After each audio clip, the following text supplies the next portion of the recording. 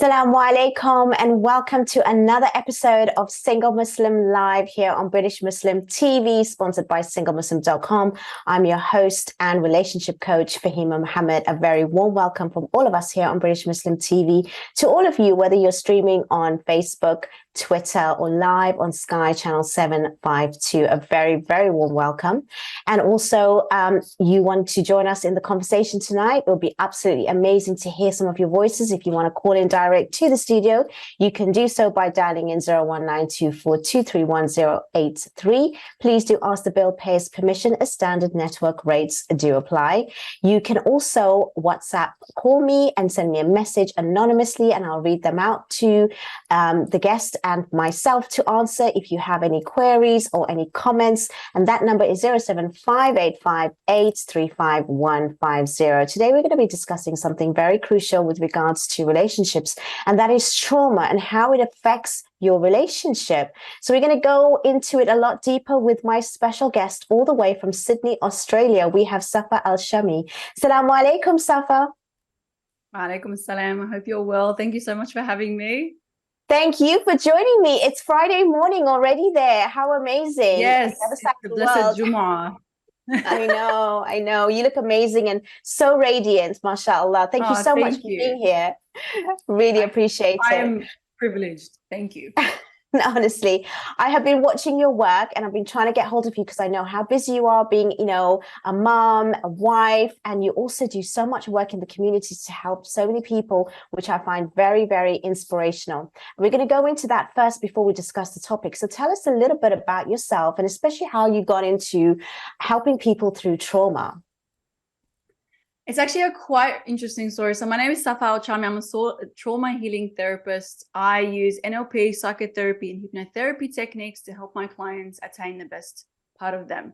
So we all have an inner critic, and depending on what sort of trauma we endure, that inner critic would be stronger.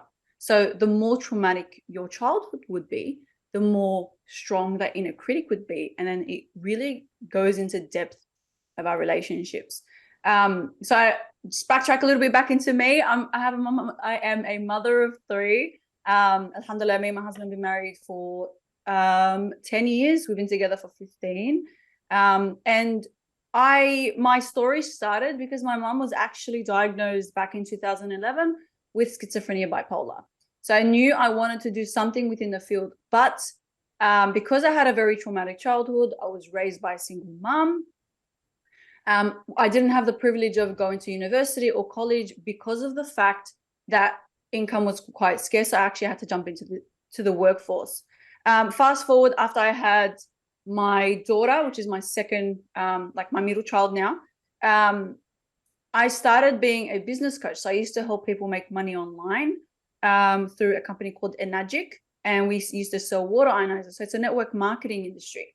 And I did that for a long time. I did that for about 5 years, but during that time I was very much within the online space. So I seen and I coached quite a lot of people during that.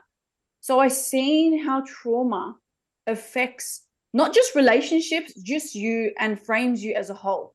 So if you have a fun and healthy expectation or interpretation of a relationship in your childhood, that would obviously depict and show in your adulthood as well, and what you expect in your relationships, and who you trust and who you don't.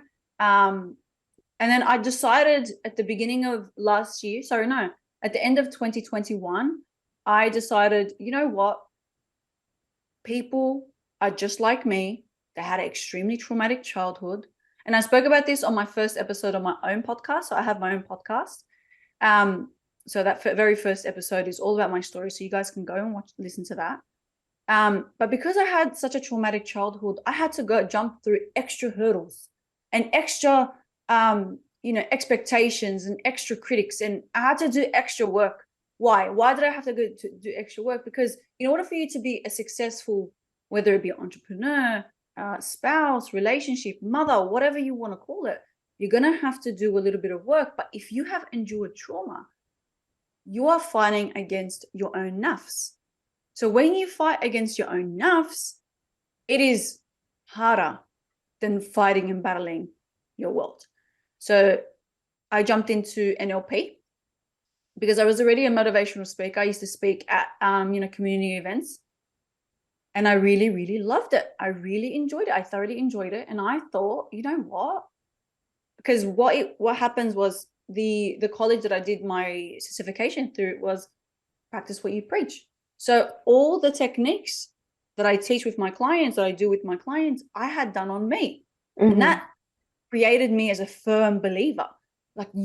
I was a very firm believer in what it is. I was like, okay, if I can heal myself with these techniques, imagine what I can do even more if I go into that. So I went into my master's of NLP. So NLP stands for Neuro Linguistic Programming.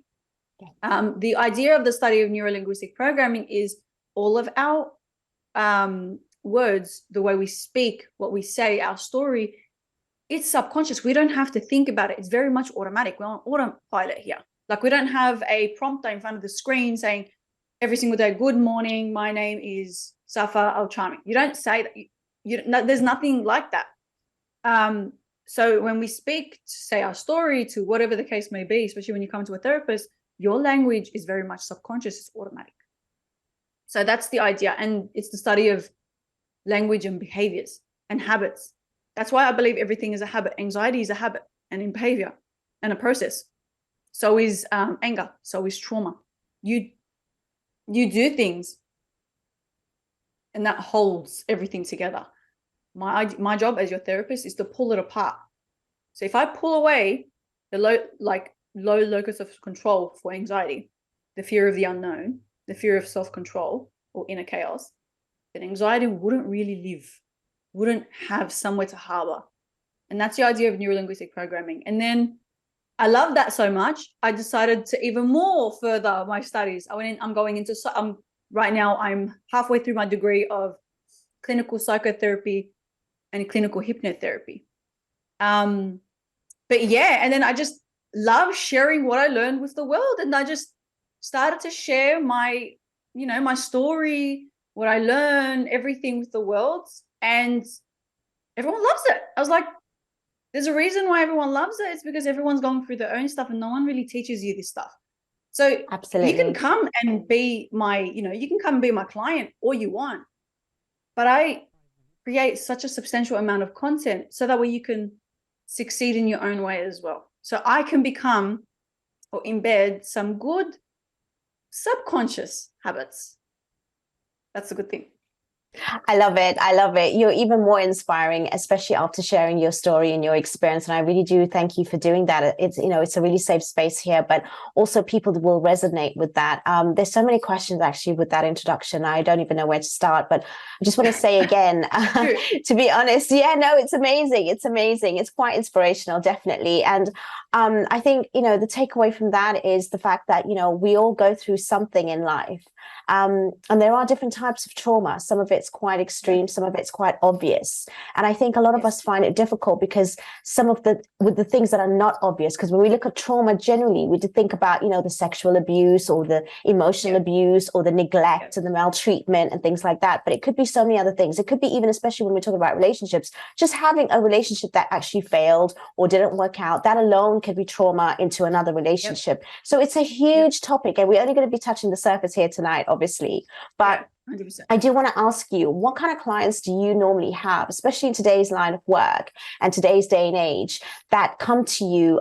Do they recognize the trauma, or are they just coming to you saying that, things are not working out and you discover the trauma? Because a lot of us, think that, it's normal even to be in these kind of situations. We don't really address it unless it's obvious, like I mentioned. So I want to talk about the ones that are not really obvious, so that, everyday people can actually sort of feel something that, if I'm tolerating, then it's not necessarily the right way to go about, because we know the obvious, like I said. So what kind of things that, people come to you with that are issues that you could share, obviously without naming names, about the prevalence, about what's going on in today's society, in order for us to sort of maybe, unpack that, and hopefully people can get some, insight as to, how they can take it and move forward with it.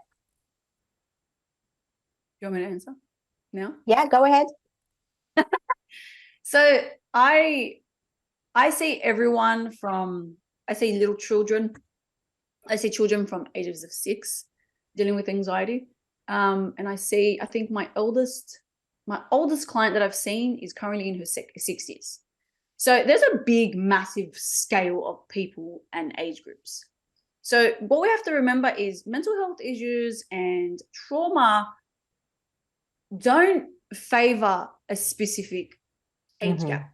Everyone deals with it. No one goes through, I say this in my podcast, no one goes through life with a sucker punch. Everyone will go through adversity. Life will sucker punch you one way or another. But it's what I call character building. Okay? So everything that you go through is meant to build your character, to teach you a lesson, to teach you how to be stronger. So what we have to remember is if you are enduring trauma, if you are enduring some sort of threat, some sort of conflict, some sort of, challenge right now, you will never be the same person as you enter the storm as when you exit it. The storm is character building. It's going to build your character. That's what we have to remember. So I see everyone from anxiety, addictions, people who literally come to me and then I'll be like, okay, you need to go to a psychologist because I think you have autism, adult autism or adult ADHD. I see a lot of people like that, but obviously that's out of my scope. So I can go and refer other people to someone else. You need to go get referred.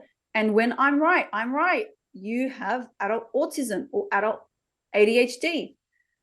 So I don't favor just one, age gap. I understand that. Safa, we are going into a break very shortly and we are going to come back with that. And I just want to quickly recap that, at the end of the day, when it comes to trauma, again, it shows up differently for different people. And as you mentioned, it's something that, yes, it is definitely something that we could look at as a strength, but a lot of us don't see it that way. And that's what I want to talk about when we come back, because we might pause and say, is it like it's held us back in life, or it's, we could have had a different direction, or we could have gone something a bit forward? Because I think a lot of blame goes into that sort of experience. So I think it's really important that you mentioned that, even though we're going through that, we can look at it in a positive light.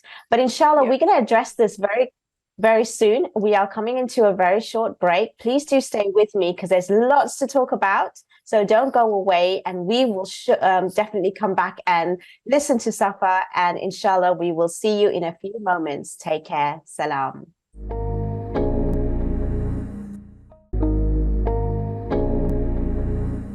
Assalamu alaikum and welcome back to Single Muslim Live here on British Muslim TV, sponsored by SingleMuslim.com. We're here with the lovely Safa all the way from Sydney, Australia, talking about trauma and how it affects relationships. Now, we really had such a profound introduction, and I didn't even ask you to define trauma, as well as go back into the question that we left off with before the break with regards to looking at it as something that, we can actually use to grow and develop as a character, because a lot of us put blame into our past experience, especially when it's negative. So kindly take it away, Safa, because I know there's a lot to unpack today. There is, and please do ask your questions if needed. We might even have to do another one, Fahima. Definitely. I think so. I definitely think so. All right, so I'm going to define trauma. So trauma it happens when the body reacts to a potential danger or threat. So what happens is when you see something traumatic happen, when something happens, your body goes into fight, flight, fawn, or freeze. So these fight, flight, fawn, or freeze. So if you would have gone through any sort of trauma, okay, and I have a couple ones that are at the top of my list that I can actually relate this to, your body will instantly react with these 4 reactions. And depending on how traumatic the event was, would be dependent on what you use. Some people really fight. They go nuts. They start punching each other. It's fair. That's fight. Flight is, I'm done. I'm not going to avoid it. I'm here, but I'm not here. So you basically disassociate.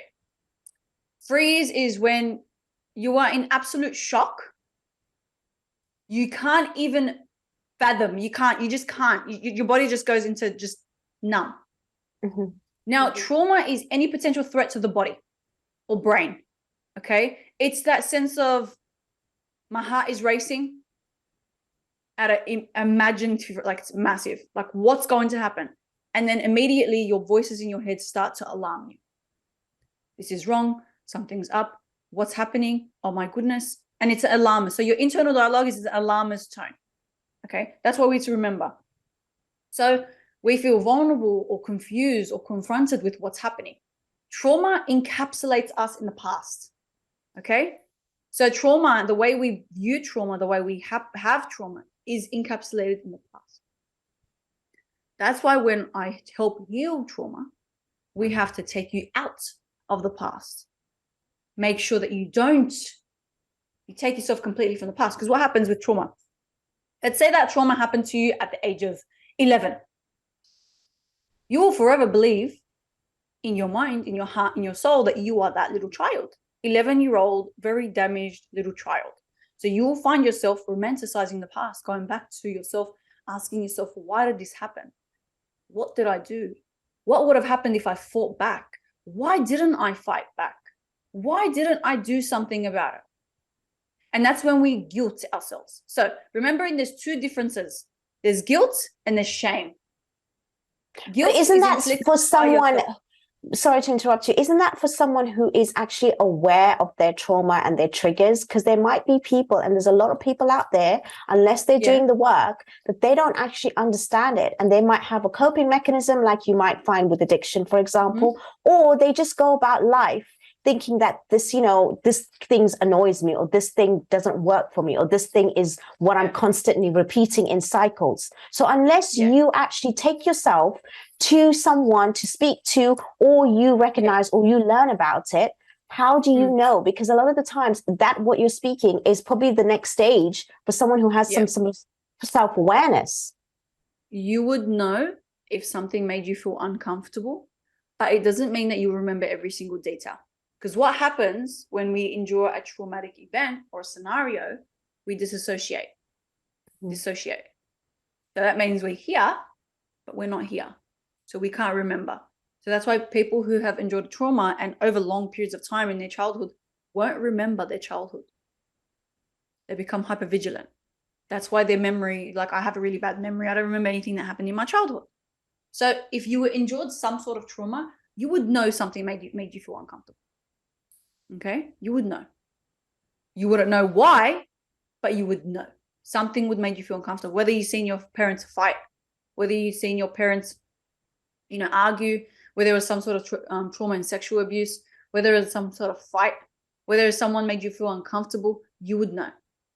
But the idea and the beauty of speaking to someone means that you can sift through these little experiences and figure out which one needs more attention.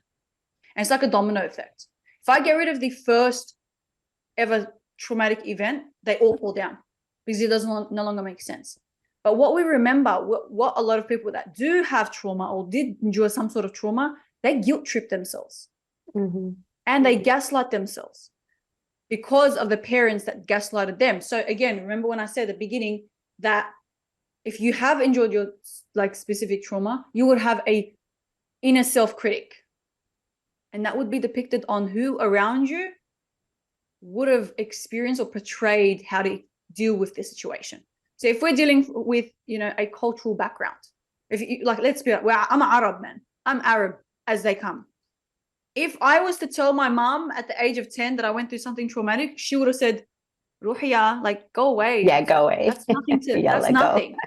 Come and see what I dealt with my child. And they gaslight you and they manipulate you to say. They dismiss it more likely. Yeah, it's just dismiss it. Yeah, they dismiss it. So remembering, I do want to bring this up because it's actually very important. If your parents didn't deal with the issue as you think they should, they would have endured trauma in a different way.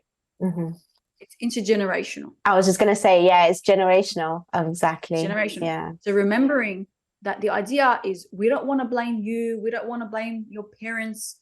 I mean, you can blame them all you want.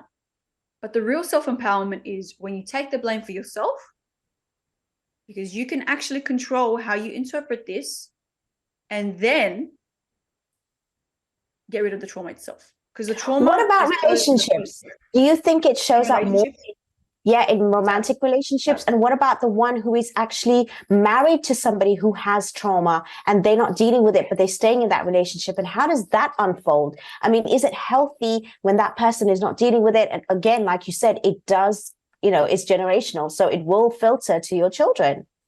Yeah, I'm gonna use a case study. One of my clients did work through this. So what happened was there was a family member that was a very close family member, and they sexually abused her at the age of 6, and continuously happened over a course period of time. When she got married, she was intimately, emotionally closed off. Her husband actually couldn't figure out why. She hadn't told anyone because as a child, she was guilt tripped by her mum and her father. How could you say that? That's your cousin. Not realizing her cousin's father also did it to her mum. Mm. Yeah. And then the same cousin that did it to the 6-year-old, like to my client, also did it to her sister. So it was a chain. That was intergenerational trauma. That was literally the depiction of intergenerational trauma. So when my client came to me, she said, I'm emotionally and physically and intimately and everything closed up for my husband, and I think he knows what's up, and I think he's going to leave me. So I told her, what is the issue? It took her a couple of sessions to actually open up to me because she actually hasn't opened up to anyone. Mm-hmm. Okay. She hasn't told anyone, and anyone she does open up to gaslights her and says there's nothing to worry about, and just throws it underneath the rug. Yeah. Okay. So it affects relationships in more ways than one, because if you are closed off from the person that you're meant to not be closed off, your husband, your wife should be your absolute best friend. Let's not feel like they should be your best friend. They should. But at least she came for help. She came for assistance. Yes. What about people that don't? How can they even continue in a relationship like that long term, and especially with his children? You can, but it's a lot of work. So remembering if, like, say, for example, if my husband would have endured trauma, I have a set of rules of how I can support him. If I find him disassociating, I need to make sure he knows that I'm here. I need to make sure that whenever he's speaking about the trauma, he doesn't feel judged. You need to support them through it. And then you need to have compassion. Relax. It's not about you. What's in the past is in the past, but your job is to help this person become everything. So as a husband or as a wife, you need to be a mentor, a therapist, a coach. Absolutely, absolutely. Well, we are going to come back and revisit that, because again, we're coming on to another break and it's just going by so quickly, too quickly, honestly, but it's so interesting. And I think, this is a really, really touchy subject. So if anybody is triggered, please do contact BritishMuslim.tv/support if you are triggered by anything that has been spoken today, or make sure that you do take care. But we are talking in a very general sort of tone, but at the same time, a lot of people that are watching may be affected by this.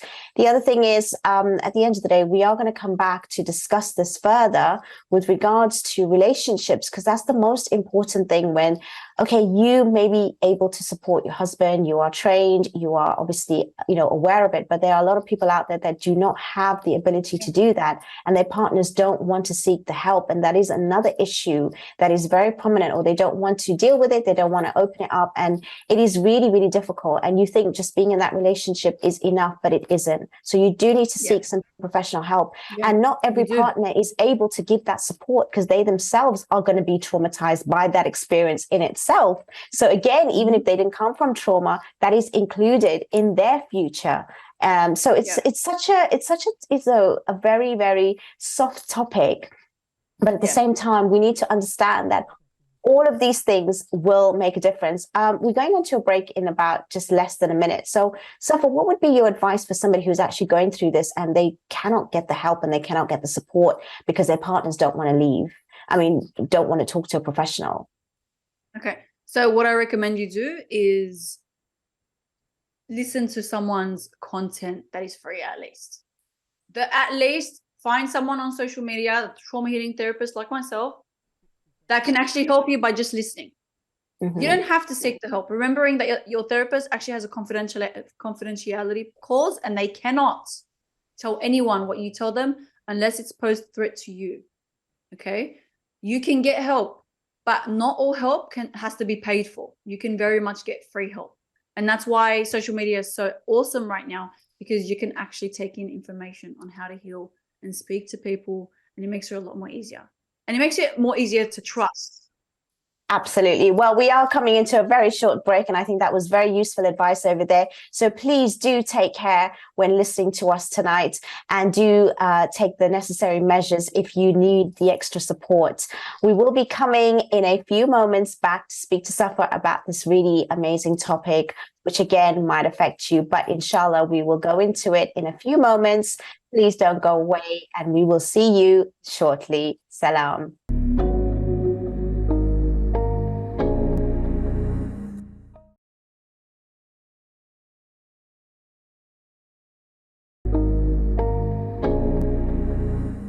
Assalamu alaikum, and welcome back to Single Muslim Live here on British Muslim TV, sponsored by SingleMuslim.com. Having a very, very interesting conversation with my lovely guest, Safa, all the way from Sydney, Australia, talking about trauma and how it affects relationships. We started off with the definition and how obviously her own experience has led her to help others with her training and also her mastering the actual ways of dealing with trauma. It's really interesting that you mentioned as well that, there's so many different triggers and there's so many different ways, and talking to someone who can help you, not just if it's a professional, but even online on social media, can even help you if you feel that, you're taking those first steps and you don't know how to, go through the process, but you definitely need to seek some assistance, especially if you're in a relationship, and even more so when you've got children, because if you're not dealing with it, it will pass down. So it's not about just sticking in that relationship. You have to also make sure that you are taking the time to actually unravel what's going on and go through the process. Now, what is the process of healing any kind of trauma? And I know there's a huge spectrum of different types of trauma, but what would be the steps that you would take somebody through in order for them to unravel and go through a process of healing and understanding their triggers and getting their partners to support them? What would be your sort of, ways of dealing with that? The first way we need to make sure that we deal is healing is actually dealing. You cannot heal if you're not ready to deal with what happened. So remembering that we need to lift everything that you've suppressed over a long period of time to the surface, and actually deal with these emotions, feelings, scenarios. Okay. Now, every single therapist will have their own processes for dealing with this, and every single therapist will actually specialize in a certain area. But in order for us to heal, we need to deal. We need to deal with what happened. So that means we need to acknowledge. We need to bring awareness to what happened. So a lot of people are just not ready for that, and that's completely fine. If you're not ready to see someone or speak to someone, surround yourself with people who actually care. Okay? Surround yourself with people who are trustworthy enough to actually help you through it. But the main idea is we need to take you back to what you've suppressed for a long period of time to deal with it. So this is like my own little... That's quite scary though, don't you think? That if someone was to sort of go in, especially if it's something really traumatic, like, abuse, neglect, and, just the thought alone, I can just imagine that somebody might feel very, very fearful. So how will you sort of, reassure them that that process is part of it? Because not everyone needs to go and revisit the past in order to heal for their present and future. I know that's probably your therapy sort of session, and that's the way of dealing with it. So how would you talk somebody into doing that? Because obviously they need to know that they're going to be taken back into that very, very sort of like sensitive moment, and something else might come out of it. So how does that work? Okay. So as I'm just going to use my own therapy as an example. So with me, with the techniques that I use, I tell this person, obviously amongst everything, there is no time that I'm going to take you back and revisit the past during hypnosis. We do it very much through talking. Okay. So, because if I do take them back into the past, they can relive and start crying and really hysterical. So I don't want to do that. I don't want to do that. So remembering that I don't want that. I don't want you to be hysterical in my therapy session, because you can just up and leave. And so it's just talking therapy to start off with. Yeah. So first of all, we have to make sure I tell them, look, I'm going to bring you back and imagine that incident, scenario, vivid, like with the, obviously like how your memory, and this will be the last time. It's like, do you give me permission? Yes. Okay, let's do it. And then I take them through, it's called a memory distortion. So basically, let's say we have a puzzle, and then the puzzle, every single puzzle piece is in its perfect spot because that's how it is in your memory. I just go in and just jumble it all up. Why do I do that? First thing is, if your memory doesn't remember the memory as a memory, the memory doesn't hold its value anymore. So you won't take yourself there and hold the guilt. So the memory, the visual is gone. And then we deal with the actual problem, which is the feeling, guilt, shame. And this layers. So that's why my clients come back for packages. Like I do everything in packages. So a package of 4, a package of 6, or a package of 8 sessions. Because remembering that it's taken you a substantial amount of years to get to this point, don't think that something's going to unravel and you're going to be high and mighty in one session. And I will tell you this, any therapist that can promise you results on the first session is a big red flag. Big red flag. Because it's taking you a substantial amount or a specific amount of time to get here. It will take you a little bit of time to get out of it. So that's how I deal with it. So it's not so much remembering every single detail. I'm not going to tell you what color the sheets were. That's not important to me. The most important thing is how it made you feel. And then we deal with that experience. We deal with the positive experience and the negative experience. Remembering if you did endure trauma and you have endured trauma, you'll have a specific habit or behavior. Okay, sorry. Can your partners normally trigger that as well? And if so, yes. How? Okay, so remember. So how would you advise the partner to be supportive as well? Because that's probably sometimes part of the healing process for them to be involved or not. So let's be here. You have to be upfront and honest about what you're dealing with. You have to be. But if anyone triggers you, this is going to be triggering if I say this. If anyone triggers you, your job is to identify why that trigger triggered you in the first place. Why is the trigger a trigger? That's your job. That's not his job. If my children were to trigger me, let's say my son goes to me, Mom, you look really ugly this morning. And I got really upset. He's just experiencing and expressing his emotions. And that's what I've taught him to do. Why the trigger was a trigger is because I believe that I was ugly. Mm-hmm. Or I believe that I wasn't pretty today. And that triggered a belief or value within me that I believe to some sense to be true. So if someone triggers you, it is your responsibility to go and explore that trigger. Why do I say that? Because you can't control anything outside of you. Your husband, your partner needs to support you. You need to be upfront and honest with that. But if he doesn't support you, don't put your attention into that bucket. Put your attention into yours. Put your effort into your bucket. Make sure that you're paying attention to your triggers and then you're identifying and working on yourself. And I also say this as well, just like a little cookie, for brownie points. If your partner is a good partner and he sees you working on yourself and they like the change that comes from you working on yourself, they will also work on themselves. Mm-hmm. Mm-hmm. Yeah, it's a chain effect, definitely. Definitely, it's a domino effect. Absolutely. But I think a lot of the times what I hear, even amongst the people that I, sort of coach or they come to me, is the fact that the partner's very reluctant, the one who has the trauma, to even deal with their actual issues.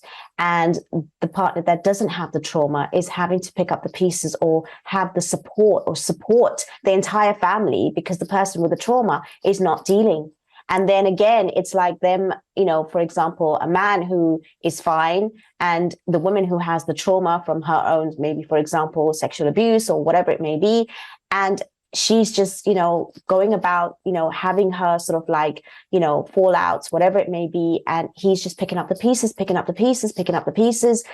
after the children or trying to do, because these are some of the clients and the people that I talk to. And it's really, really common nowadays. It wouldn't be fair. It's not How long can someone last in that way, though? They cannot. I will tell you, if someone is consistently picking up the pieces, and this is not me being say shameful, or it's not fair. It's reality. It's Yeah. not fair. If And it's what about not, the if it's next not, generation, the child that's involved in that family unit as well, watching that? it's not fair. It's not fair. If there's nothing wrong with you confiding in your spouse, but remembering your spouse has a specific set of roles. I mean, even I'm a therapist and my husband's like, no, thanks. Okay. Mm-hmm. It's not about that.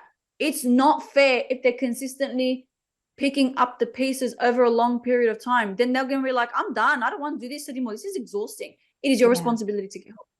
Okay. Pay someone to get help, because your husband or your spouse is going to love you regardless. Okay. They're going to love you regardless, but they want you to get the help. It is not their responsibility to get the help that you need. If one of my clients, by the way, like I had a wife message me and says, I want my husband to come and see you because he's dealing with like his things and I can't do it anymore. If he doesn't deal with it, I'm going to leave him. I spoke to the husband. He's like, nah, there's nothing wrong with me. So she's like, can I book him? I'm like, no, I will not see him. And she's like, why? Why won't you see him? It's like, because if he doesn't believe that he has a problem, then anything that I say or do will not hold value. Yeah.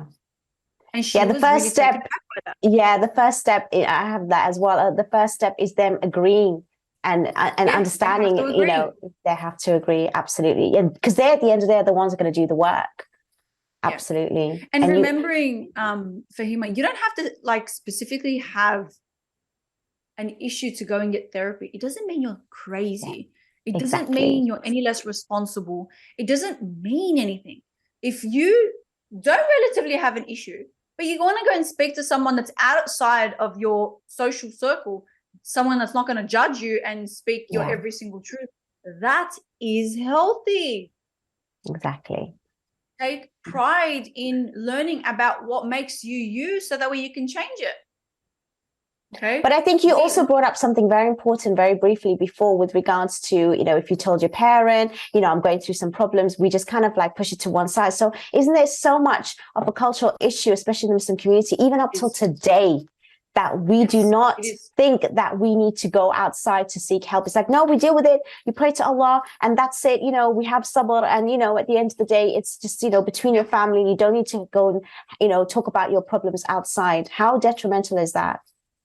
Very detrimental, because I can go on for this forever. If we're going to talk about the cultural indifferences, our parents didn't have therapy and they had the most traumatic childhoods. Like if you were like me, my parents migrated to Australia in the 1980s and they both escaped the civil war in Lebanon, both.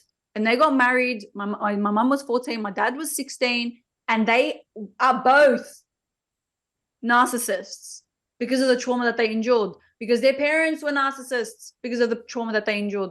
If these parents are coming to you and they're telling you, it's from their experience. Okay. Well, again, Safa, I really do appreciate you sharing all of that. And again, it's really, really inspiring, but we are coming into our final break of the show. And inshallah, we will continue this conversation in the final part. Please do not go away. We are going to come back and speak to the lovely Safa, and I'm sure you it's well worth it. We will see you in a few moments and take a break, but do come back. We will see you shortly. Assalamu alaikum.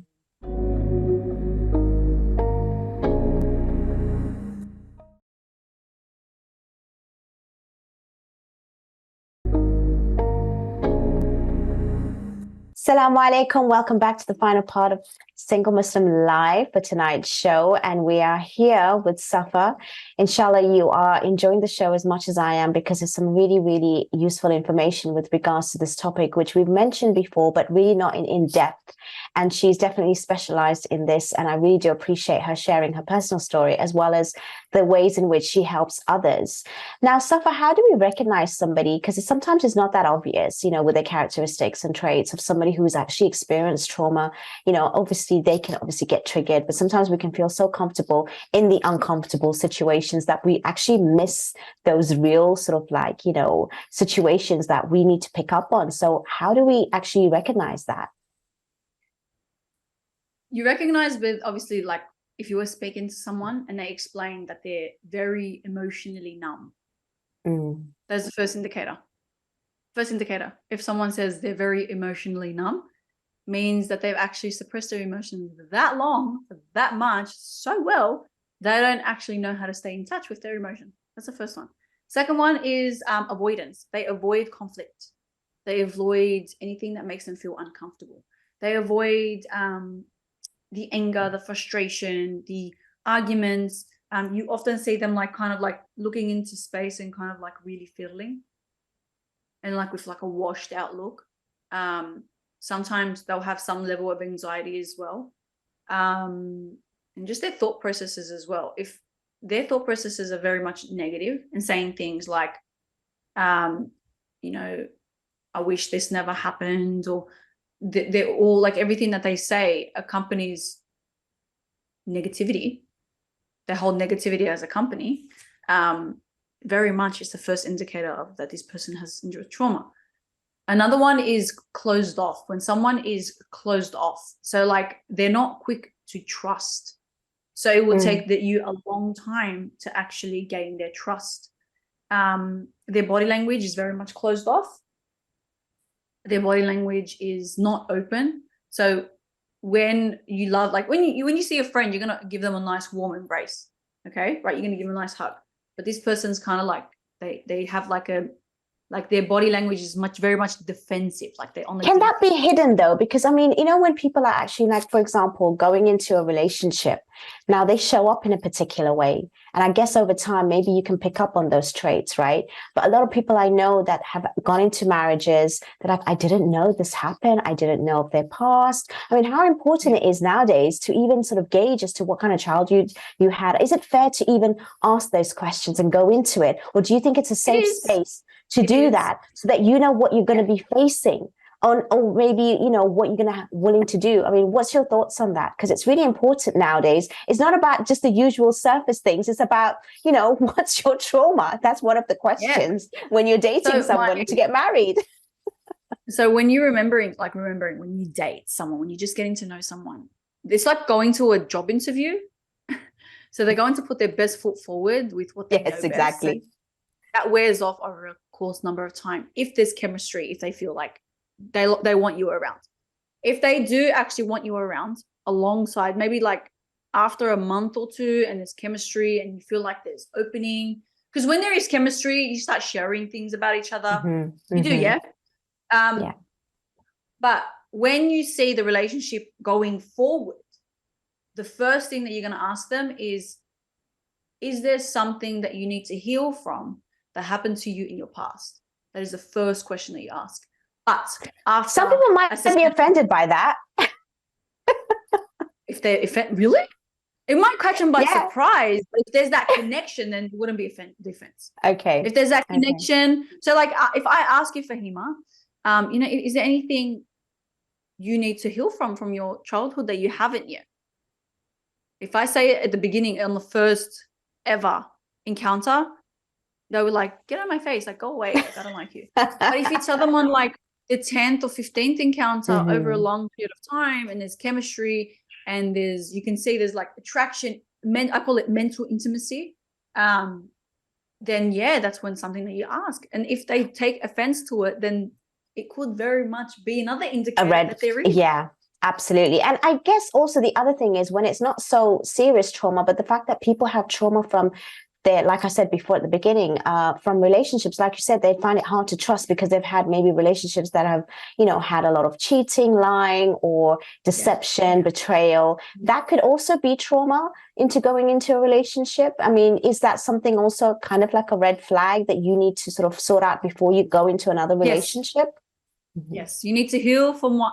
Okay, you need to. So there's past and present trauma. Yes, past and present trauma. So anything that happened before, trauma, you need to deal with it. Because I'm going to use this scenario that I tell my clients. Let's say your home is now flooded.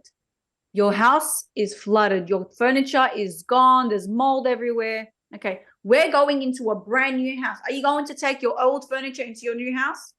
No, you're going to get brand new furniture. That's a great analogy. A lot of people do with their emotions. Yeah. Okay. Yeah. In relationships. So if this relationship is gone, it's flooded, it's gone, it's destroyed. Why do you feel the need to take your old, dirty, moldy, dusty, destroyed furniture into the brand new relationship that you're going to create a worse environment in that relationship? But I guess, what I hear all the time when I even would use that similar analogy is that we're just using that old furniture as a remembrance so we don't get it back again. And they bring it with them in order to not and to remember. That's always the excuse I hear a lot of the times. If my client told me that, I'll tell them you're full of crap. Like, there is nothing that helped you in the past that you can bring into the future. There is nothing. Only the lessons. Okay. Yes. The lesson is obviously you need to be a little bit more aware, a little bit more, identifying with the red flags rather than identifying. And also take accountability, because you also attract certain things, right? Which is about you. And you're attracted to certain things. Yes. You attract 100%. certain things. You're attracted to certain traits.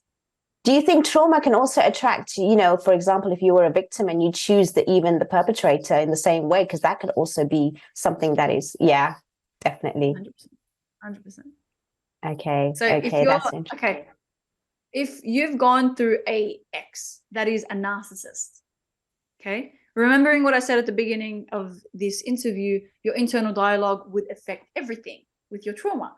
So their voice would become your negative critical voice in your mind. Okay, so that negative whatever he said to you or she said to you, it happens in your mind. If they said you're not enough, you're nothing, there's nothing, like you're not going to account to anything, you keep that. If you do not heal what hurt you, you will bleed on people who didn't cut you. Also, if you do not heal what attracted you to this narcissist in the past, then you will fall in love with the same demon, different person. Yeah. That is why most people, because that's the identification of love. And I also guarantee you that their father was a narcissist as well. That is your first sense of what relationships should be like, your parents. So be mindful about that. So if you want to heal the trauma in a relationship to come, you heal the trauma between and the relationship and the situationship between your parents and you. So it's not just about the person who has the trauma, who has an issue. It's also about the one who's attracted to that person who is already traumatized. So you got to check yourself as to why you went for that relationship in the first place. Yes, you need to check yourself. Don't just take responsibility thinking that, I'm not the victim here because, I am the victim here because I'm not the one who's, going through trauma. It's my partner, but you were attracted to that, even if you didn't know it. Yes. Oh, wow. That Why is do you feel profound. the need to be everyone's therapist? Yeah. Are you feeling some sort of void? Exactly. Or you are attracted. I was so good at being my friend's therapist. I actually made it a business. So well, you know what, Safa, it's been an absolute pleasure having you. We've only got about 4 minutes left. And before we end, I just want people to make sure that they know how to get hold of you. If they actually need you, we're watching from around the world here today. And you are obviously in the other side of the world. We're in the UK and you're in Australia. But, this goes everywhere. So if people have not seen you, please do share your sort of like wherever they can get you. Please tell us now. Yeah, so you guys can follow me on TikTok, which is the Al Charmy Life. My website, thehypecoach.com. Safa Al Charmy, so just my name on Instagram. And you will find me all of those platforms. And amazing. I have a podcast as well on Spotify and Apple Podcasts and Google Podcasts as well. Amazing. Any final words before we end the show? We've got about a minute left. Yeah, so remembering, guys, that if you did get triggered from anything that we spoke about today, it is an indicator that you need to just discover why that was a little bit of a trigger. There is nothing wrong with having some, mental health awareness, depression, anxiety. These are silent killers in our community. So the way we kill a silent killer is we bring it to the surface and we make it loud and we help each other heal. So making sure that you're helping each other heal in the best way possible by deferring them to a therapist, a professional, but also being there and being that trusted person that this person can confide in. And if you feel like this person needs to see someone, go and refer them that way. Making sure that we're, surrounding ourselves with positive people that want more for us rather than people that will drag us down. And for someone who's struggling to actually get the help, what would you tell them? Just do it. The only fear that you have is letting go of the old you. But that's the point of therapy, letting go of the old you and embracing the new you. Absolutely perfect. Absolutely perfect. And if anyone's watching out there, please do check out Safa's page, all on her social media platform. She's absolutely amazing. And even without getting hold of her one-to-one, she puts out amazing content, which you can still learn from. I really want to thank you so much for tonight. I really, even though it was a really, really, kind of like, sad, traumatic kind of like, topic, but you made it so exciting and you made it so interesting. Thank you so much for being with us tonight, Safa. No, and I just wish you well with, all the work that you do. And thank you so much for being with us tonight. Really appreciate your time. Thank you so much for having me. Amazing. And thank you everyone for watching. It's been an absolute pleasure. It always has been to host the show and to bring out these topics. But again, if anybody was affected, please go to BritishMuslim.tv/support for any of your issues if you want to discuss them outside the show.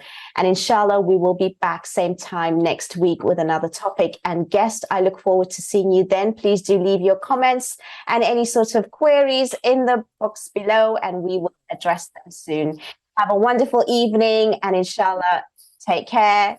Assalamu alaikum. Good night.